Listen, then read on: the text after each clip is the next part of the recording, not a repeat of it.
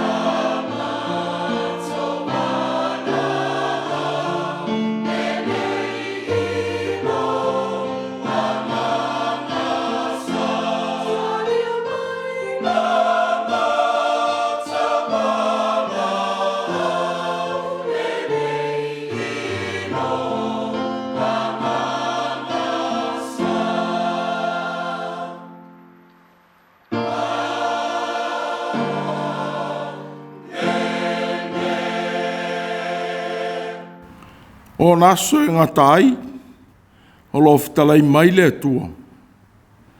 E uina o lilingi fuai lo wanganga I lunga o tangata umalava. O na perofeta mai lea o tau atari ima o tau afini. E loa whaalinga e o tau tauri lea. E whai miti foi o tau toe ina. O ia asa foi, o te lilingi fuai lo wanganga I lunga o au na tane, ma o na fifine. La tau te perofeta mai ai. Tātou te tālo. Le atuae, o le ola ma le malo si fou la ua fio. O le atua la ua fio o ngangana, whapei o na e fio I foi le aso Pentekoso, ma e au mai ale whamoe mo e fou I lou au sou. O li liu inaia tata o le oti e whai mtai au fou o le manu malo. O mātou urua I wala ua tu lava. Malau whanau tāpua I umanei. Se e au mai mo I mātou le sau o le ola fou.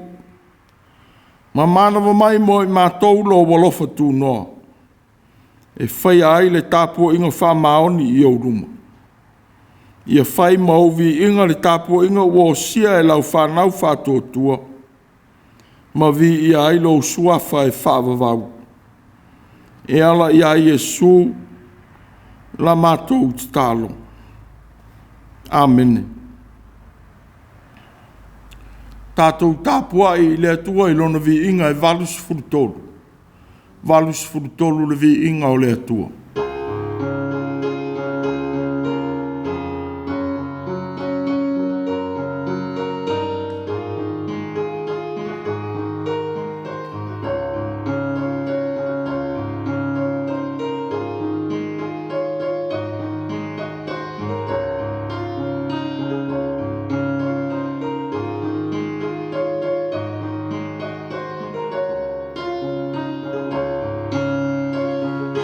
Baby.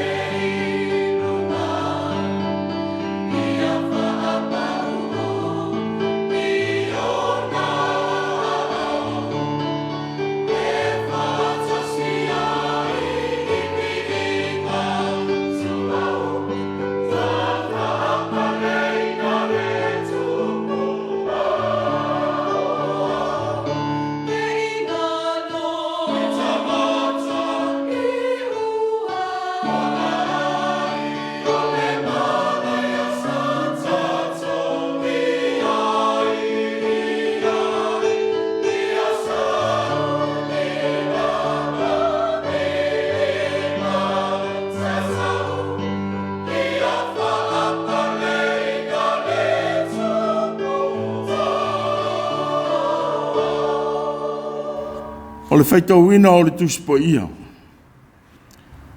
Tusi filifilia mai le whengainga fau. Maua le tusi o ngā ruenga la o apostolo i lonu taupu e lua. Foi upu mua e o atu i le lua sifuru ma le tolu. Whaafonga maia i le whionga pa ia le atua. Wa o te foi le asa Pentekoso. Sa iai umalava i la tau i le mea tasi ma le lotonga tasi. Ona whaafua se mai leo le taalili mai le langi. Pei se ia le matangi wangi te le mai. Ua tumu mai le fale sa la tau no nofo ai. Boi lofo e la tau o lau whaiva pei se ia le afi ua vai ina. Ua nofo i o la tau lunga tai tau tasi. Ua whātou tumu ina fōi i la tau uma i le nganga pa ia. Ua fua ai ona tau tala inga ngana ese. Pe ona fōi ina mai e le nganga o le ngana i ate i la tau. Sāno no fōi Jerusalema tangata i uteia. E ua mātatau i le atua. Mai no umalava o le rolangi. Ona ngona fōi le nei ta alili. Ona poto mai ai lea o le moto o tangata. Ua fe meme ai. Ina o taitasi ma whaalonga atu i a te i la tau o tau talamai i lana lavanga ngana. O se ngia uma o la tau mauri. Ma la tau wofo ai. Ua whai mai. Whaauta. E leo kalileia e ai la tau uma o e tau talamai nei. E whape whea fōi na tātou taito tasi. Ma whaalonga atu i lana lavanga ngana tupu maia. O patia, o metai, ma e lama, ma i la tau no foi me Sopotamia, ma i utaia, ma kapatokia, o i pono ma asia, o i ferukia mpafulia, o i kupito ma ni vaenga o lipua, ua tua oi ma kurene, o e wau mau foi mai Roma, o i utaia ma e ua liu lotu i utaia. O ke reta ma arapi. O tātou whalonga atu i a te i lātou o lōtou talamai a lātou lavanga ngana i vāvenga o le atua. O se ngia o lātou mauri uma. Ma whi meme ai i lātou. O whi tau talatalai. Sia le winga o le nei mea. Pei tai o isi.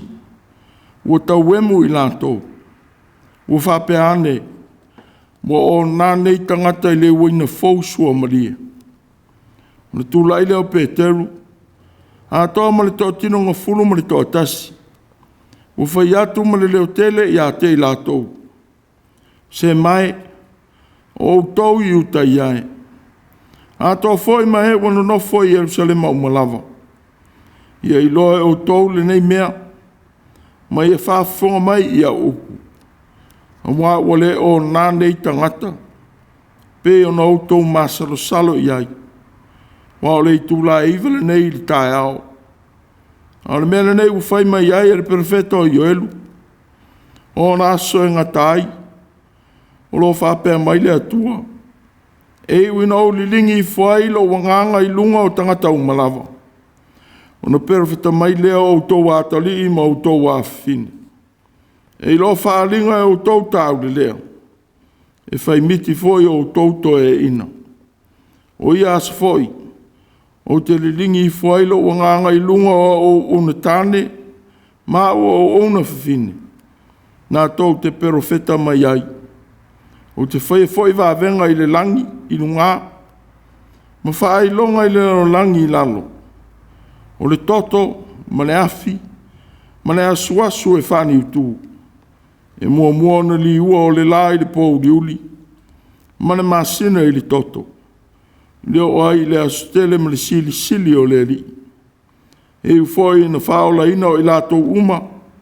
O e wala watu i le suafa o le li. Se mai. O tau isara e lue. Whalonga mai ia i ne upu. O Yesu o le Nasareta. O le tangata o whasino ina. E le atua i a te utou i mea mamana. Ma vāvenga. Ma whailonga ua whaia e le atua i o utou luma e ia. Pe ona utou i lo foi. O ia watu ina mai e le pule tonu ma le fuafuanga le atua ana mua. Mo tau wha mau i le la au mawhisioti i lima o tangata. Wha le tau pulea. Wha manu ia mai le atua i lo tātou whalongo i ana awhionga. Ia te ia o lona vi inga.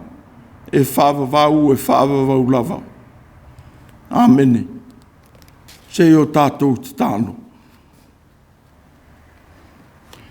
Le atua o le poto sili ma le alofa le mawai. Ua mātou taunu mai le nei aso whaapitoa. Ua manatu natu ai lau e kālesia i lau wa fio ifo. O le taunu unga o lau finangalo mo o so. Ia le tu ua i Jerusalema. Se ia tu ina mai le mea ua uma o na fola ina mai mo tangata. Le ala le mapu ai le loto whaamalia ina. Ma le nganga whaafitai. Ua e whaasoa me le lei mo lo mātou wola. Whaafitai i le swani ua soa ina i mātou i whiau ma ngā ruenga. I whaiunga te tau ma mionga le lei. Ua tau noo i ai o mātou wolanga ngā rurue. Whaafitai tele i lo whao ngā mai. O tangata anga sala ma loto whainga tā i au ngā ruenga. Ua e whinangalo whamangalo i lo mātou vai. Ma whanau whauina o mātou loto e loa nganga pa ia. Ua mātou i loa ai loto whamangalo. Ma whanau longo atu i lo mafto mai. Whaafitai ua manuia. Lau e kālesia i le nawa i aso. I ona whiau maana ngā ruenga. E ui fo ina whengai ma whanatanga na mananga atu ai. Aua e toi whātau nu mai mātou i le saonga le mū. O mātua mātutua mai lātou o tau ave mai tū mau i le olanga. O le tū se ina o le whanau ma tina ma lau o loa tā aua. Ua whape foi lau whamawhanawhananga i o mātou loto mawhatia. Ono e pele wa e a mia i lo walofa. Whaftai tele le atua i lo walofa mai. Wa mātou whaftai foi. I lo tali le lea o le tuitu i ato o le tangata mawhatia. Wa mātou mōli mau ina lava o manuia mō i mātou. Wa whisanga i foi le nei wā i aso mō lau whanau tāpuai. Whaftai la wasinga fua ina, ma whaate tau ina. O tau noo i le manuia. Whaftai e su i lau soi fua. Ua whaima manu lau ti o lo mātou wolanga o so uma. Ma le whaia o mea le lei. Ai mai se lau maliu ma loto e tū. Ua loto tele ai le tangata loto vai. Ma māsalo salo vale i le whātua tu atu. Ia i la ua fio, le vi inga ma le whaamanu e le au noa. Awa mātou whāto ese le li ia. I le te ena ma lo mātou le i loa o i tu aso. E te fio mai ai e ala i loa nganga pa ia. Se e whamangalo lo mātou loto whatu, ma le loto malo. Ua mātou leilo ai o na whaawasenga o teimi e te whaali mai ai lo walofa. Se e whamangalo lo mātou tau te tala i upu māsoa. Ma upu e whātupu i nai le ita ma le whaino ino ai i au whanau. O mātou si fo i le tā i e o mātou le fia i ai. I upu mātanga ma upu leanga. Se e alofa. Ma whamanga loina lau whanau. Tali upu mangutua. Ua whase ngutua fo inisi. Ono i mātou ma mea ua mātou whaia lava ma leiloa. Ua mātou fia pēa e tū ua i leanga. Ui mātou te iloa le lei lava o i mātou o tangata leanga. Whamangalo le tangata ola whaaforinga. I le whaia o mea le lei. Wa vea ia, ma mea leanga ina ua whātupu ina ai mā seinga i le wāo tangata. o mātou talo lava, ia me uma, o mātou whaia ma leiloa po le leiloa. Ia ui mangalo i le totu po ia o Iesu lo mātou ori. O mātou talo atu, whaelo mai mo i mātou lo walofa e ala i o i tuaso, e te asia ai i mātou. Se e whamanuia i mātou uma, o tāpua i whātasi e tunei. Alofangia o mātou mātutua, i a inga ma whale whāpitoa o tausi ai. Whamanuia e o mamai i a inga ma le whale mai. Se e alofa i ngā luenga le whaingo fie, o whea ngai mau au na fō mai. Nā vea ina le rolangi, ai le whea ngai ma le whama ioti. Ia mūsuia e lo wanganga loto o tangata. I le tāua o puipuinga o tau mawhai i ai i la tau. O lo tau la mua mo le tau mawhai o lo mātou o langa puipuia. Whamanuia whanau ma lo la tau mawhai i a onga mga aduenga. Alo whain foi lo la tau whea ngai ma whao so songa. Ia e la vea i a i la tau ai mai lei e pā uotu i ai o la tau o langa. Ua mātou te tālo fōi mō whanau. Ono no fōi se atu ma a inga. Ono le tau mwhai. U whape fōi ngā ruenga. Mane ati nae o a inga i nisi tuo le rolangi. O whanau i wanga au o mā lō. Se i e leo ina. E le whangalo ina whanau tālo sia le kale sia. Whia ngai ma leo la o ina. Ma fia whao ngā ina i lau ngā luenga. Whape ina fōi, i la tau o e ua ngā rurue. Te e alofangia lo la tau vai ma le ola ngā rurue. Manuia sa maunga lua ma ana whainga ma lo. Ia iai lo walofa i tai, ma tangata sa moa uma. Awa o maia le loto maulalo wha maoni. Mai ai lo na awa i la o fio lo mātou li ie, i tonu whai o mālo. Whamanuia sa moa ai tau malele, manonofo i atunu ese. Ia pui ma malutia o mātou wola, ai whaingita. Se e alofa i a New Zealand, mana foi whainga mālo, o na tei taim tangata lautele. Manuia lau e kāle si ao ao, alo whaina o mātou whaiva mga ruenga tau ave, o lo mātou wala wina, se i e whamanuia. A mātou whalongo i lo whina ngalo. A o maia mo i mātou, mā o ngā pēl tangata whātau waa e whaaleo i lo walofa. Ma whamanatu i o tangata lo lawea i mai mo o i mātou. Ia vea malawea i mo nisi o mo mia lau fisosoani. O nisia o mātou manao, mā mātou te talo. Whātasi ma te talo mai loto lau whanau whātua o manei. O mātou te talo o tulawa, ia e whāwhawhunga ina. E ala ia Iesu ke risolo mātou wali whaola. Amene. Tātou tāpua i le atua i le pese se lau sifuru mani whā. Se lau sifuru whā le pese.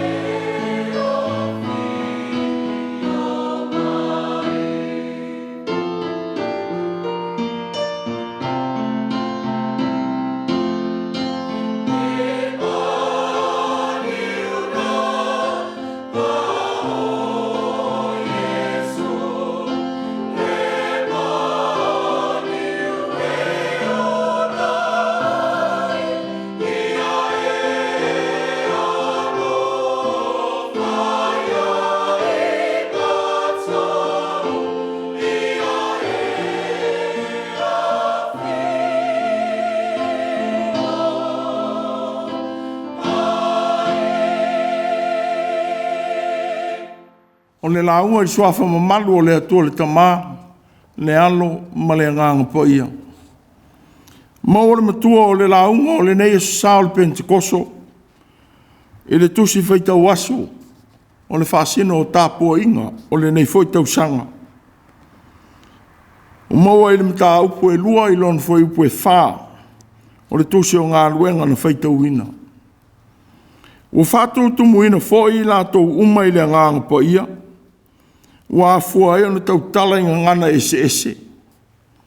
Pei ona fua ina mai e le nganga o le ngana i ate i lato. O whātou tumu ina fua i lato uma i le nganga po ia. Wa fua e ona tau tala inga ngana ese ese. Pei ona fua ina mai e le nganga o le ngana i ate i lato. O lo fai mautu o le neiva e sa suia uma. Suia uma. O lo au mai i le autua ao. Fafine o le nganga. Po o tamai tai o le nganga. O le aso Pentekoso. O le aso suinga le lei o tangata whātua tua uma i le atua. E mana tua aile tua nai. Ma le alofa o le atua na mōni mau iai. O taunu aile o langa i le taunu unga ua iai le teimi nei o le tangata. Ai whape fo i le malosi ua whaafou ina pea. E sa vali atua i le lumanai ma le lotutele. Le masalo salo. Ma ele ngā. Ma le tautala atu o le loto. I le mana o le nganga o le atua. Ua te tala atu. I lona whaari mai i so se ala. E maua iaia o onga fau. Ma le whaari leia o le olanga o le liwina. Ua suia uma. Ma i longa e fo i le whaatali tali atu ma le ona sai. I le whaani mai o le atua i ona i tu aso. Ma ona taimi na te saunia mo i tātou. Whapei ona whinangalo a Iesu i ona soo. Ia le tu ua i Jerusalema. Se ia maua le whasoaswani mo i lātou. E o atu ai e whaiara ngā ruenga. Ua umaona wāla au i nai i lātou le matai o le ngā ruenga. O le aso le alanga fia ma le loto whaafitai. E mana tua ai le fōa i alofa le atua ma le ola. Ua whamanuia i nai le tangatanga lue. Whapei o na tauti ngā i ngā luenga. Ua whapei foi o na siri o na sua malia le sele selenga. Ina ua inu ma le oli i fua o le alofa mai o le atua. Ua tōsina ina le loto e ngā lue pea. E le pai e aila ngona. Peitai. Ua sua malia ai le ola tautua. Ma loto wha malia ina i le lofa o le atua o sauma. Nāna foi le e whai tāulanga ai pea. I urua i o mea le lei e maua mai ia sele selenga. Whapei ona whai e le Israelu. I le whamana tuina i tau sangata i tasi. Ia po tausanga uma o le ainga o sele selenga. O le whai e whiwhi ai e whaatalitali atu i le atua. Ma le whaani mai o lo nā lofa. E taita ina ai le o langa tāpuai. Whapei ona whai e Israelu. I le urua i taimi. Na tōina mai ai le tū la fono. E whātonu tonu i o lātou o langa. O le Pentekoso. O le awa noa o te talaina mō tangata uma. E whai ai ma mea whai ngā ruenga. O le alofa tū noa o le atua mō le lolangi. Ua whamawina. Le whatasia o le au soo. I le no whanga i tasi ma le lotonga tasi. O se tasi o mea lofa le nganga mō tangata. O le poto ma le au maia o le nofo le lei. o le poto whaatasi. O le solo ia leo pawa i loto ma manatu. Sa vea ma olo a enga tā. Ua vā i tangata. No le manatu whaapito ma leo langa whaino ino ai. O pāna ati e tangata. No le mataua ma le loto fia sili ma whamāua lunga. A ua vele nganga po ia. Mana lau papa ananga tā. E fe sota iai tangata sa whaalua. No o manatu lawali tangata ia te ia. Ua mawhai ai o na toi whausia so tanga. Ma whale lea ele nganga po ia. Manatu ma loto vaonga tā. O loto ua ngata sitasi le lenga. Ua sauni ele lei ele atua. Ua suia loto whainga tā ma manatu. Manatu whamau lunga ele nganga. Ua whamau sia le loto vai. Ma whesoso ni ina le loto pala ai ma le whewhe vale. Ina ua whamoe whamau ni atu i le atua. E leo le whalango le tangatalawa ia i lona malosi. Ua tau tele ngā nuenga. Ma tau au e tele ua soa i le wala uina. O le asa Pentekoso, ua pupula ai mata o le au soo i le tāua o lo latu wala uina. E whai ma mea whai ngā nuenga le li. Whapei o na ia whetala i atu. A le siti hae, ai luma o tangata na wā ai. O lana whitalenga, pia whio i fole ngang po ia i lunga i a te utou. E whai fo i utou mo mori mau i a te au. I Jerusalema, ma i uteia o Malava, ma Samaria, e o i turu inga o le raulangi. Whai mo mori mau i a Jesu, o so loto ma lo ma whaingita. Au ma futa ma le ali. Wali liu ele nganga pa ia loto ma manatu. Usuia ele nganga pa ia loto uma le tali tonu ma masalo salo. Ua whaatali atu ma le ono sai lona fio mai. Ua loto atu i le lofa o le atua. Ma whātua tua i le whetalai mai o le ali. Ia le tu ua i Jerusalema. Ia whātari atu i le mea na fola ina il tamā. Ua whālongo ai. O le nganga pa ia. E pāpatiso ma suia loto. E whātaunu ina ai le whaia o le ngā luenga. Ua uma o na tu ina mai mo i tātou. Mua le foi. Na waia ma mori mawina i Jerusalema. Ina wafio i fole ngang pa ia i lunga o le au so. Ma i lato uma o ena te talo, ma whātali atu i lona i tu aso. Wano fole nganga i lunga o tangata uma. Whapei ona suia e le nganga o le atua. Le tu matamanga ina o le fuafuanga, so ona numi. Ua whapea foi le nganga pa ia. Ona au maia le fau o manatu manangona fatu i le lei i le uso. Ma vea ai ma fōwhonga fau. Ne ola ua whafau ina i le nganga. Ina ua mana wa ifo i le nganga pa ia suinga le lei. E taita ina le tangata fau. Ua fōwhua ina i le atua. Mo le atua. Hapei ona fitalai le atua i le profeta o Eskeru. Mana vai. Ina sauia mai matamatangi e whā. Ma ia mana watu ia tangata whasia. Ia lato wola ai. O tautalai le profeta i le ngangana o le ola. Mo le nuu o le eise ola. O e na puapua ngā tia. Ma whea ngai mati ngā o le olanga. Ua whaola ina. O le foi mo le au so o Jesu loto pupole.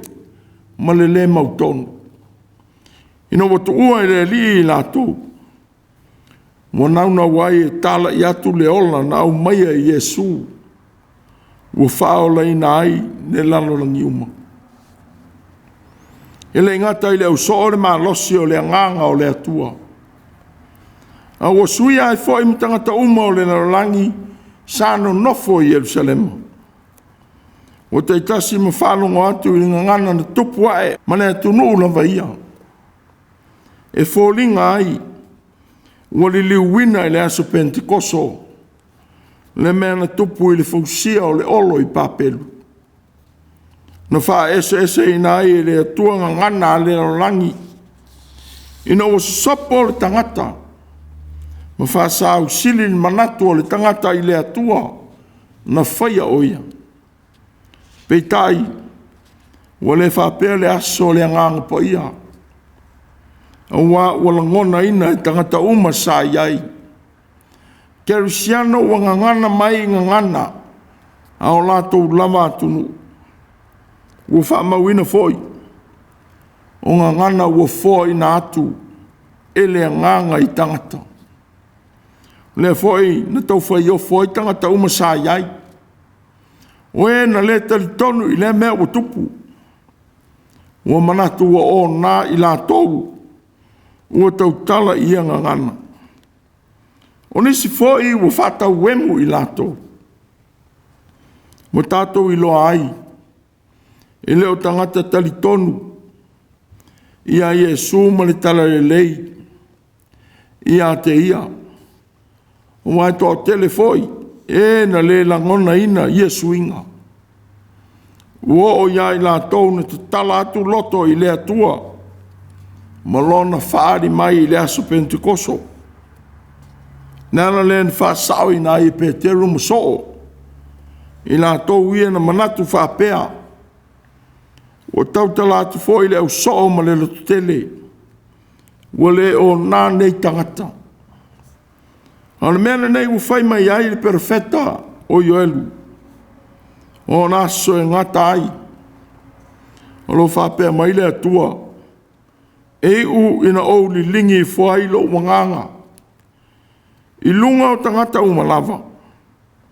O ia sa foi. O te li lingi i fuai lo wanganga i lunga o au na tane. Ma o au na fafine. La tau te perfeta mai ai. Ua whamana tuatu ele au so'o me Peteru ia i lātou. Ua fisilingia ngana ua tau tala ia tangata. Ua whaali ai le mana o le nganga o le atua. Ua tau nuu ia tangata le mea ua loa na whaali a mai le atua ia i lātou i tusi. O le aso Pentikoso. O le aso ua loa o na fola ina mai. E tau nuu i le itu aso ma le taimia le atua. E whai ai le atua o tāne a toa mawhawhine. Mana au auna. E fola no na mata i saupa ia i le rarolangi.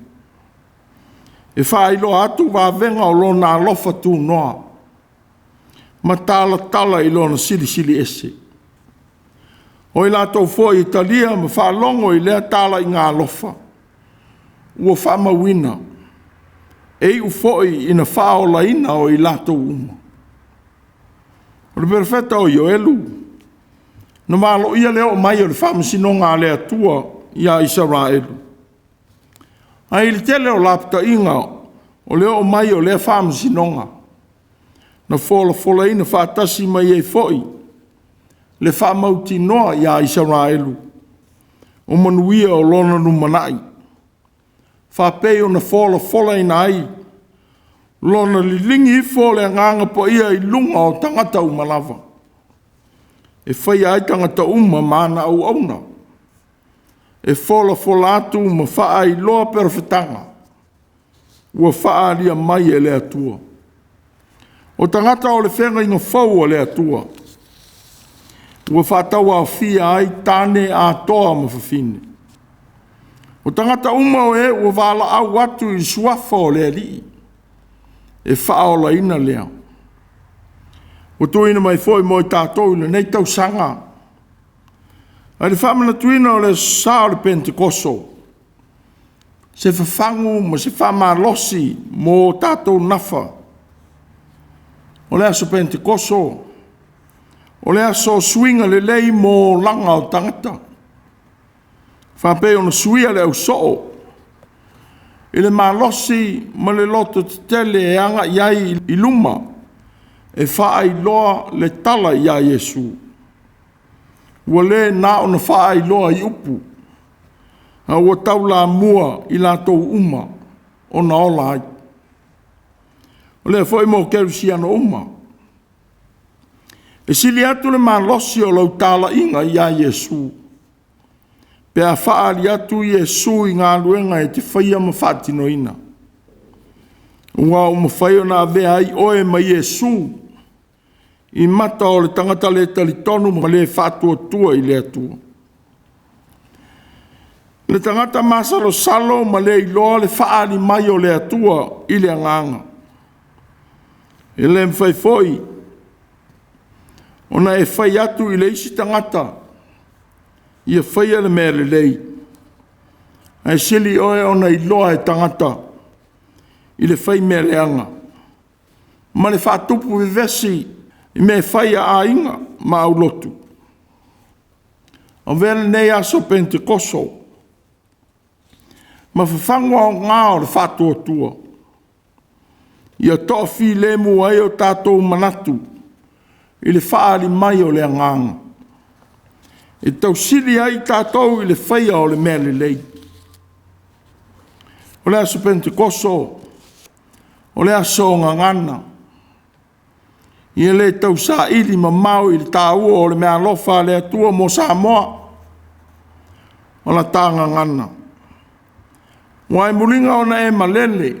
Mulinga foi ona e sao noa. Pe whetalai. Pe te tau talatu.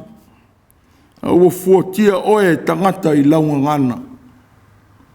O ne ngana o le aso Pentekoso. O ne ngana o le ola. O le ola wau mai a Yesu. O la Yesu. A fio i fole nganga po ia i a te outou. Fai fo i outou mo moli mau i a te au i Jerusalema. Ma i utai am Samaria.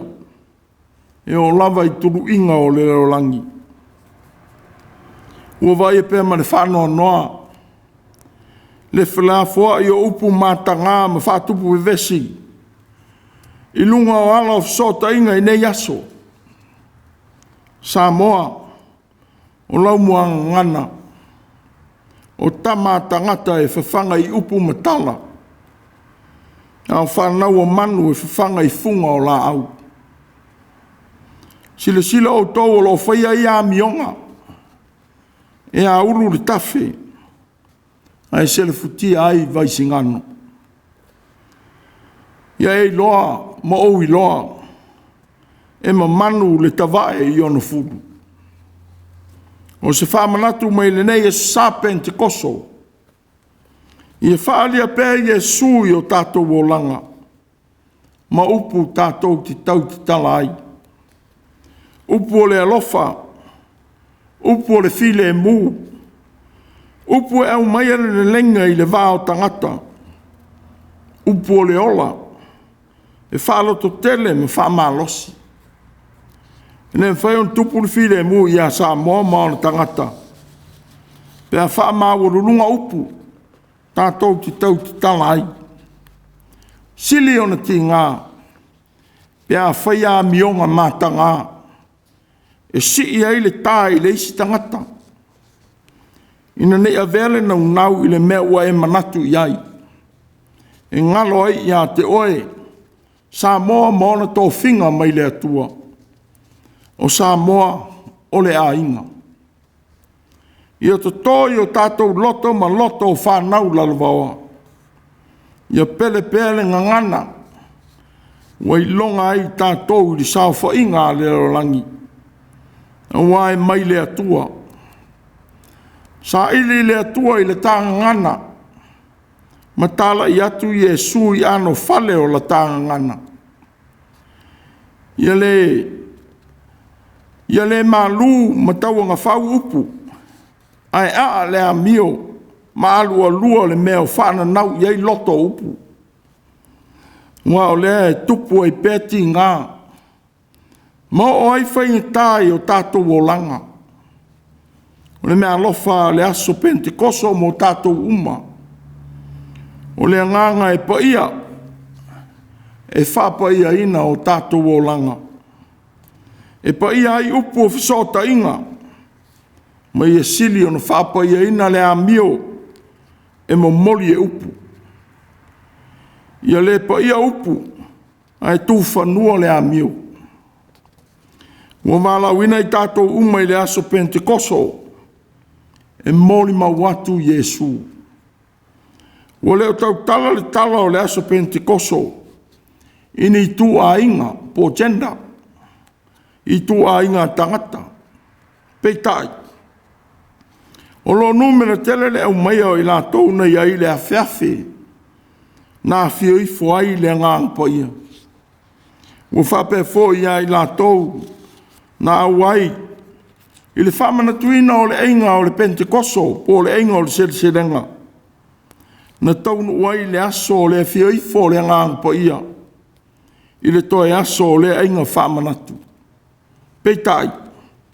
Ua le nao tamano lopo o ali i na mōli mau i le aso Pentekoso. Wao i la tōu. Na whātalitali atu i le whātaunuina o polo inga. A Yesu. Ua mōli mauina li talo ai o whawhine ma Maria li tinao Yesu. I le awhiawhi na whātasia ai le au so. O se whamana tu fo i lea mō tangata uma. O ngā ruenga o le whailo atu o Yesu. O ngā ruenga e whaia e tangata uma. A wā wale pito tasi i se tu a inga tangata. Le fio mai o Yesu i le lorangi. A wā le atua mō tangata uma. Wā o mai mata upo le nei vai o sā. Whawhine o le nganga. Tina mata mai tai. E tāua te lelo o tō sao mō a inga manu. Whapea mā lo ma le atunu. Ai sile ona tāua lo sao mō ngā ruenga le atua. Ia mana tua. E te pae ma auri ia le lei. Ma saonga le mū mo whaamātanga o fie. Mea i lo a inga manu. Ma lo ma le atunu. Whapea le kālesia. O lau tua lalo. O lo nafa pito sili lea. Ona leo tele i li taunu unga o me whai lo a inga manu. Ma lo whapea le atunu. Ai maise o le kālesia le atua. O se whamanatu o le nei aso o le Pentekoso. Ia le pupu lau sila sila.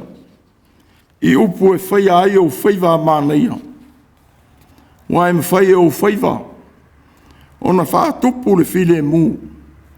Pesa ve uina le file mū. E le titi lau sao i mea whai o ngā ruenga le ali. Ai le se tala inga sili atu. Nei lo le avea o towo langa. Matusi pa ia e whai tau i ei tangata i so uma. Whapei on suia uma le malosi ma le lotutele o le au so. I le mawai o le Pentekoso. Ia whapea foi. I lato uma e a afia i au whautuanga tu i natu. Ia mawhai on tala i atu Yesu malona alofa i au whaiva. Na ia li liwina le rolangi. Maola i le whiaro lo whai Yesu. Ia tau tala i pēi upo le alofa. Upo le ami o tonu. Whamaoni. Loto whamangano. Ma le tau i masui i upu ma mionga i tali e tuai. I e whaaleanga mai. Wa le mea valea na whio mai ei ke riso. Ia lawe ina i tātou. Ia ola lo na nganga i tonu ia i tātou. Ma tātou whaia ai o lona whina ngano. O le ali ina anga tele ina. E le i toe anga le anga atu. No o lava i luma o le sā tauro. Sa ia te talo i whamangalo tangata na tu ia o ia. Na moli mawaili te au Roma. O se alo le atua le nei tangata. Sa whaaria pēr le nganga po ia o ia te ia. Ne ala foi lea. Na malosi umai le au soo. Ma o e tala i atu le tala le lei. Ia ola le lalo ngi uma. O whātutu muina foi i lato uma i le nganga po ia. Wafua e o na tau tala i ngana ese ese. Pe o na foi na mai e le nganga o le ngana. Ia te i lato. Suia uma. Amen. Tātou pese i le atua i pese lau lima sifuru mani whā. Se lau lima sifuru whā le pese.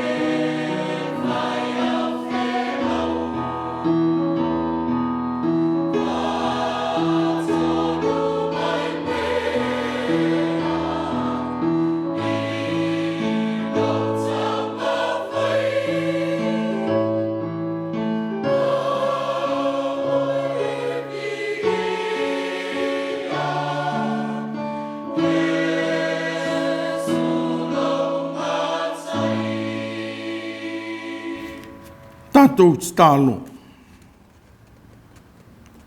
Ia lofa mai malawea I mātou I whaososonga e whanua ai. Ia tamau ainga o mātou wolanga I upo le ola manangangana o lo wolofa. E whasauni ai mo le whaia o lo finangalo I sosiala o ngā luenga o mātou o ngā tuai. Ia tūmo mai lo wolofa tū noa le atua lo mātou tamā. Iesu ke riso lo mātou wali whaola. Ma le mo tusia le whātisi mai o lo wanganga pa ia. E soa ina o mātou manatu malau whanau whātotua umai le rolangi. E whāwawau e whāwawau lava. Amen.